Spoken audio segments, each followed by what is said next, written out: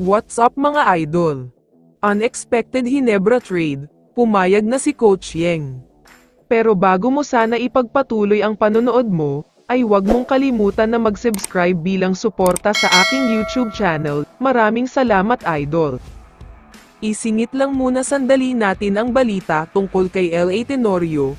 Ang naging laban nila kontra sa SMB nitong Game 7, ay posibleng last game na niya bilang Hinebra player at PBA player, magre-retire na daw kasi siya.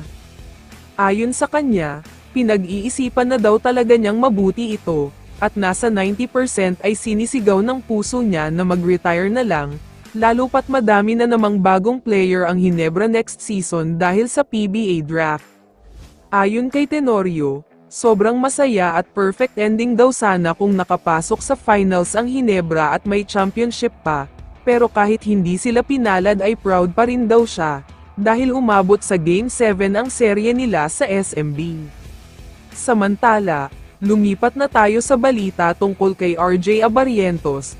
Kung ang Hinebra ay most lovable team sa PBA, si RJ naman ay ang one of the most hated Hinebra player ngayon. Ayaw na talaga siya ng karamihan sa mga Hinebra fans. Kabado, baldog, pasikat, mababang basketball IQ, inconsistent at puro papogi lang ang alam, ganyan kung i-describe ng mga Hinebra fans si Abarientos. In short ay walang silbi at sana daw ay bitawan na dahil siya ang malas. Kaya naman ayon sa multiple reports, hindi rin daw natuwa ang Hinebra management sa nangyari. Disappointed daw si Boss Al Francis Chua at coach team sa performance ni RJ, lalo na ang mga walang kwentang behind the back pass niya.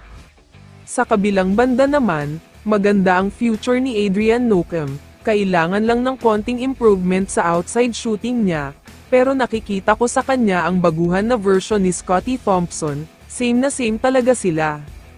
Alam naman nating lahat kung gaano kalaking bagay ang nagawa ni Scottie para sa Hinebra. Imagine nyo na lang na may Adrian Newcomb pa sila na handang makipagpalitan ng mukha at hindi pa bibo at pasikat tulad ng ibang player.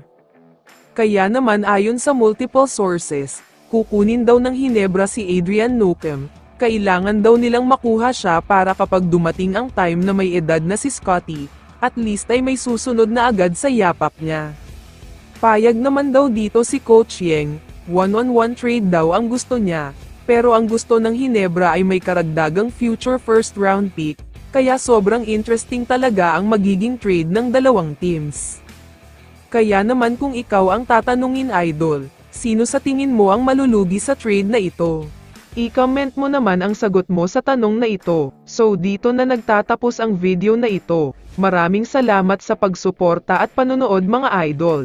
Ingat at bye-bye.